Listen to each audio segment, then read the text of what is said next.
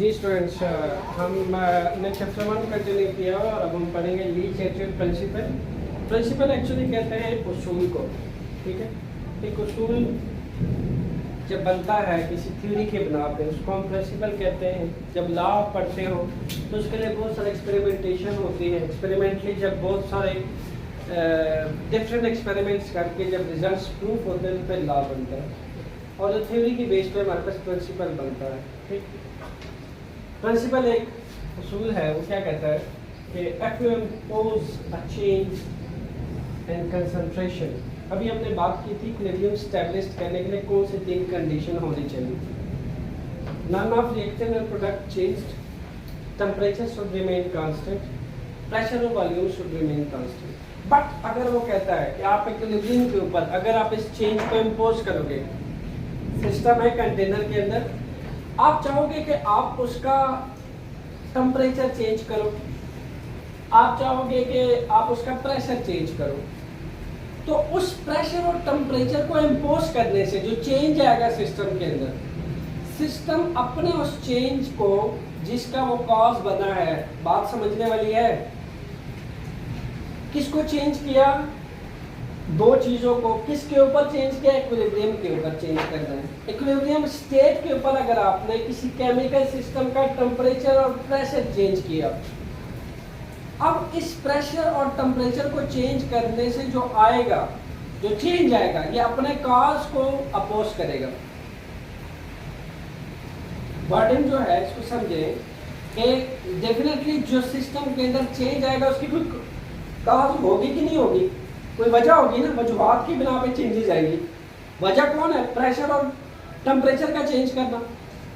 तो सिस्टम के अंदर केमिकल सिस्टम में जो चेंज आएगा, ठीक है, तो सिस्टम उसको ऐसे रिस्पॉन्ड करेगा इन अ वे, कुछ इस तरीके से कि वो अपने ही चेंज को यानी अपने कॉज को अपोज करेगा कि जिसने उसको चेंज किया, यानी प्रेशर और वॉल्यूम के को अपोज करेगा कि वो चेंज ना हो, सिस्टम उसको अपोज करेगा, सिस्टम उसके अपोजिट जाएगा, सिस्टम इसके फेवर में नहीं जाएगा। यानी अगर आप सिस्टम को का प्रेशर और टेम्परेचर बढ़ाओगे तो सिस्टम आगे से ऐसे बिहेव करेगा कि वो चाहेगा कि प्रेशर और टेम्परेचर बजाय बढ़ने के डिक्रीज होने चाहिए। सिस्टम उसके बदल अपने कॉज को अपोज करेगा, ठीक है।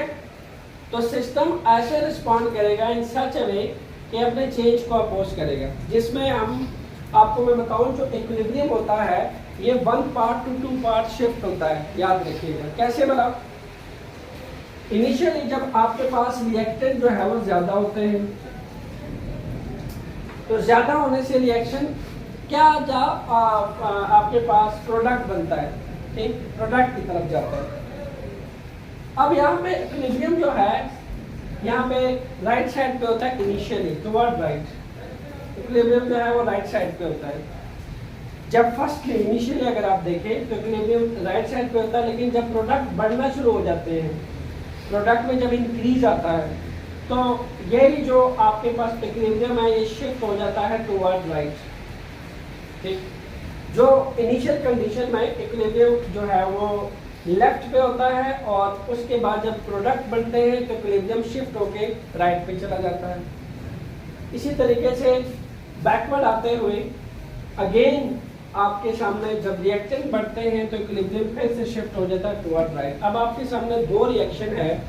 लीच एटिट्यूड प्रिंसिपल को यूज करते हुए हम 98% क्या क्या हासिल कर सकते हैं? अमोनिया और H2SO4।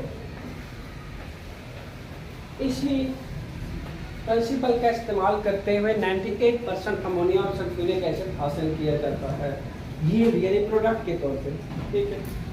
तो रिएक्शन लिखा गया है इसके एग्जांपल के तौर पे। पेपर में भी अगर आपसे पूछा जाए तो आप सेम एग्जांपल यूज करोगे। 2SO2 + 4 2SO3 पहला। दूसरा अमोनिया बनाना है N2 + 3H2 2NH3, ठीक है। यहाँ आपने एज अ कैटलिस्ट यूज किया था V2O5।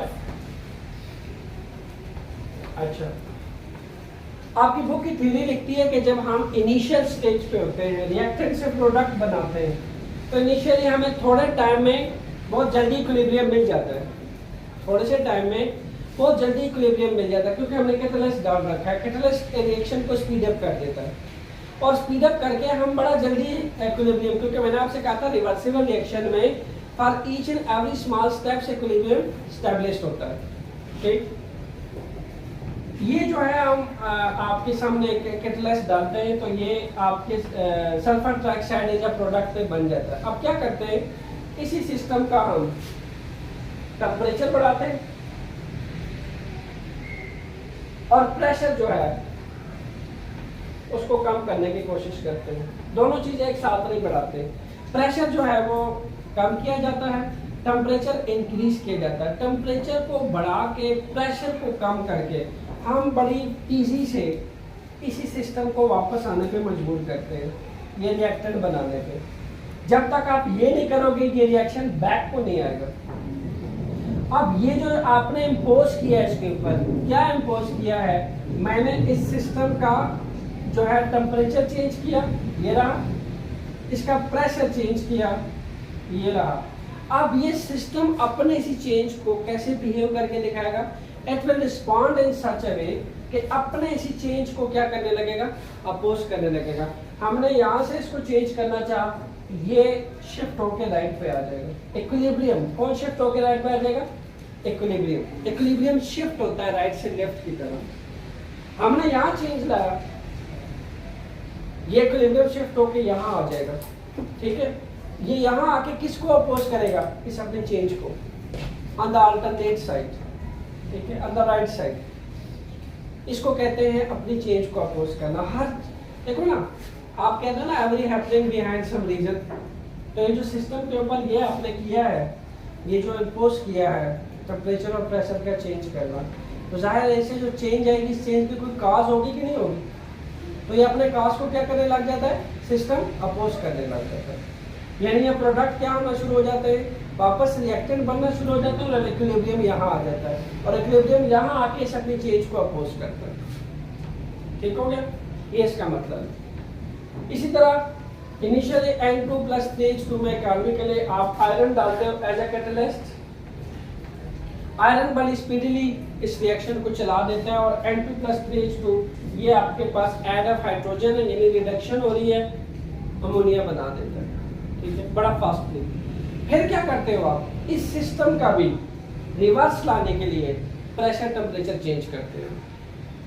असल में ये दो रिएक्शन जो है वो बड़े फेमस है। क्यों? क्योंकि इसे हम 98% अमोनिया और सल्फ्यूरिक एसिड ऑब्टेन करते हैं लीचेस्टर प्रिंसिपल की हेल्प से।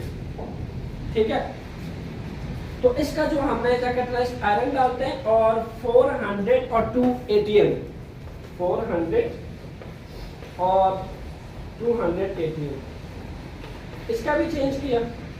अब जब मैं इसका चेंज करूंगा, सपोज किया, तो ये जो चेंज है, ठीक है, सिस्टम के अंदर, और सिस्टम के अंदर ये चेंज अपने इस कॉस को कुछ ऐसे बिहेव करेगा कि यहाँ रिएक्टेंट पे ये अपने इस कॉस को, इस चेंज को अपोज करने लग जाएगा।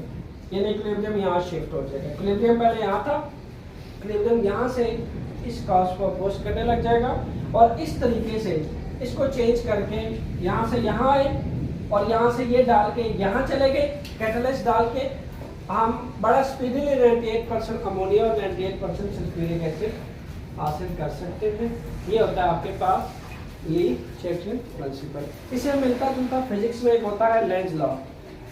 अगर आपने इलेक्ट्रोमैग्नेटिज्म का चैप्टर पढ़ा है, उसमें क्या कहता है कि जो आपके पास किसी भी जिससे करंट इंड्यूस होता है by moving the magnet N2 out of the coil, जो करंट इंड्यूस होता है कॉइल के अंदर, तो उस करंट के अंदर जो direction of flow of current बनता है वो कुछ इस तरीके से बनता है कि अपने इस चेंज को, यानी जिसकी वजह से वो कॉज बनता है, करंट इंड्यूस होकर आता है कॉइल में, अपने उस चेंज को अपोज करता है, उसे एंटी डायरेक्शन में फ्लो करने लग जाता है ताकि वो अपने चेंज को अपोज कर सके। ठीक है, फिजिक्स में उसको लेंज लॉ कहते हैं। इलेक्ट्रोमैग्नेटिज्म में आप देख लीजिएगा, ये भी उससे मिलता जुलता है, लेकिन ये ली-चैटलिन प्रिंसिपल है जिसमें वो कहता है कि अगर आप सिस्टम का प्रेशर और टेम्परेचर चेंज करोगे, सिस्टम पे इम्पोज करोगे, ठीक है, तो वो अपने इस चेंज से जो जो इसकी कॉज बनेगी यानी टेम्परेचर प्रेशर, वो चेंज अपनी कॉज को अपोज करेगा, ठीक है, यानी शिफ्ट होता रहेगा अदर साइड पे, उसी साइड पे नहीं रहेगा, शिफ्ट होके उस कॉज को अपोज करेगा। समझ आ गई? नेक्स्ट हमारा जो लेक्चर होगा that will be hammers process और कंटेक्ट प्रोसेस।